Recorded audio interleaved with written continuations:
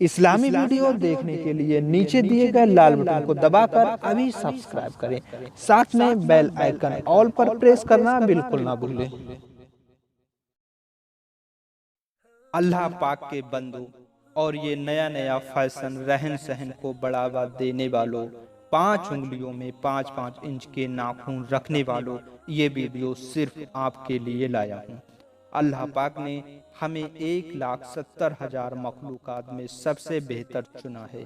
ہم خوش قسمت ہیں جو ہمیں انسان کا جنم ملا، اپنے صحیح اور غلط کا فیصلہ خود کرنے کا شرف حاصل ہوا ہے، پھر بھی ہم غیر انسان کی نقش قدم رہنا پسند کرنے لگے ہیں۔ ہم امت مسلمان ہیں، پاک صاف رہنا ہمارا آدھا ایمان ہے۔ پیارے دوستو، یہ ویڈیو خاص کر ان لوگوں کے لیے ہے جو انگلیوں کے ناخن کو کاٹنے سے پرہیز کرتے ہیں، بے وجہ پالتے ہیں جبکہ یہ حرام ہے۔ اگر آپ مسلمان ہیں تو نماز ضرور پڑھتے ہوں گے اور نماز سے پہلے وضو کرنا فرض ہے۔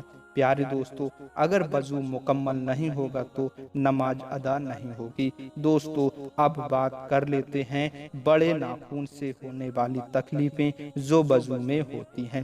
اگر ناخن اتنے بڑے ہوں کہ ان کی جڑ تک پانی نہیں پہنچ سکے گا اور اس حالت میں وضو نہیں ہوگا، کیونکہ پانی ناخن کی جڑ تک پہنچنا ضروری ہے۔